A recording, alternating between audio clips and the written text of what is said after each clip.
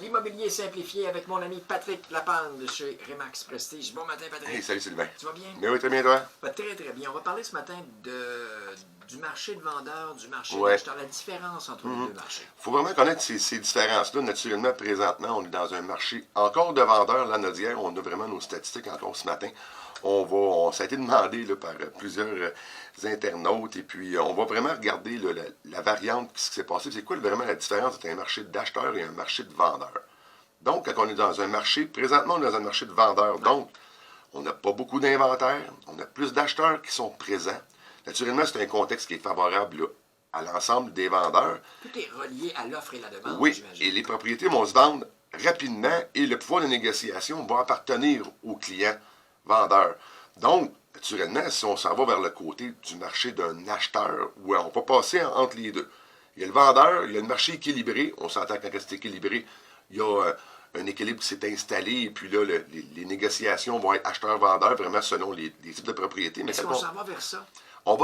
Naturellement, on va passer par la courbe du marché équilibré, c'est sûr et certain.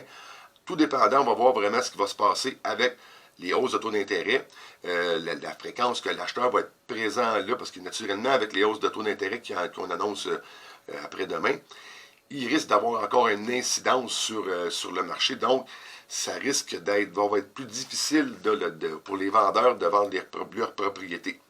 Le marché d'acheteur, lui, c'est quand on va arriver, c'est qu'il va y avoir un inventaire à la hausse de propriété. Et là, on commence à voir dans l'anodière beaucoup plus d'inscriptions qui vont arriver sur le marché avec des prix plus réalistes. Il va naturellement avoir un nombre moins grand d'acheteurs. On comprend avec les hausses de taux d'intérêt et toute la situation qui est présentement là.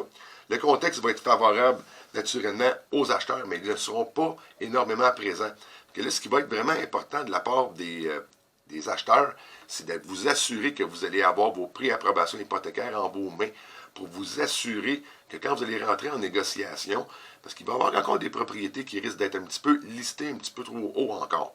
Et là, il va vraiment falloir s'assurer d'avoir vos comparables. Parce que si on revient dans un marché qui était favorable aux vendeurs vraiment, on parle dans le COVID et même un petit peu à la fin présentement qu'on voit là, bien, il faut s'assurer que notre client a les bons comparables et les valeurs de propriété sont soutenues.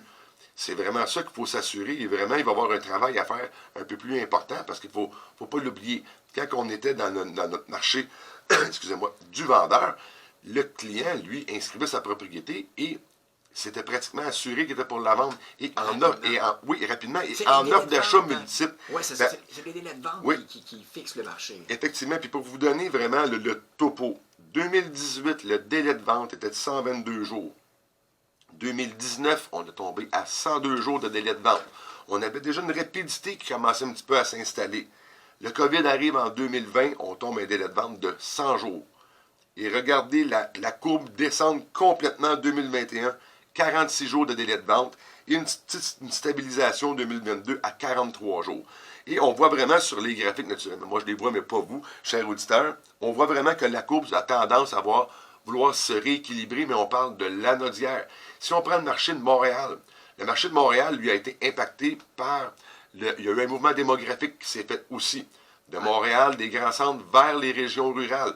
Pour une propriété équivalente, un exemple, à 200 000 de différence pour une propriété équivalente dans le secteur de l'anodière, amortie sur une période de 20 ans.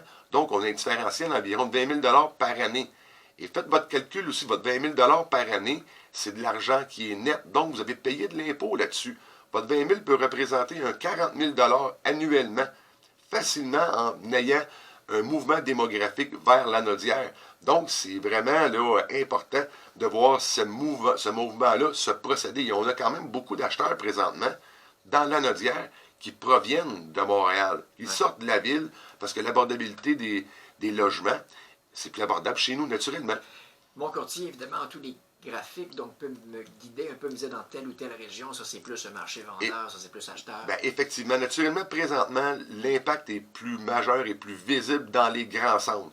Et ça va s'impacter naturellement. Et pour vous donner un petit peu un exemple, le grand gagnant présentement, là, dans les MRC, dans l'anodière, c'est la Matawini, qu'elle a été un petit peu plus longue à descendre vraiment avec des délais rapides, mais elle stagne présentement.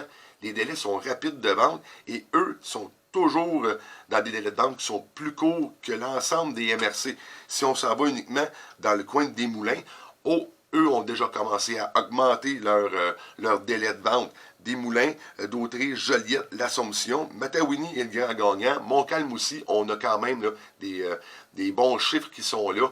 Et que donc, on voit vraiment qu'il y a une tendance de démographie qui se déplace. Les hautes taux d'intérêt, naturellement, vont avoir un impact surveiller, oui, le 26, on est le 24. On est le 25, désolé, tu as entièrement raison.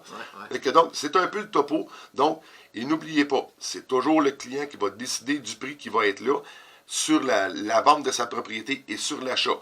Assurez-vous que votre courtier va avoir les bons comptes parables avec vous pour vraiment être en mesure de convaincre le client vendeur de vendre la propriété au juste prix, naturellement.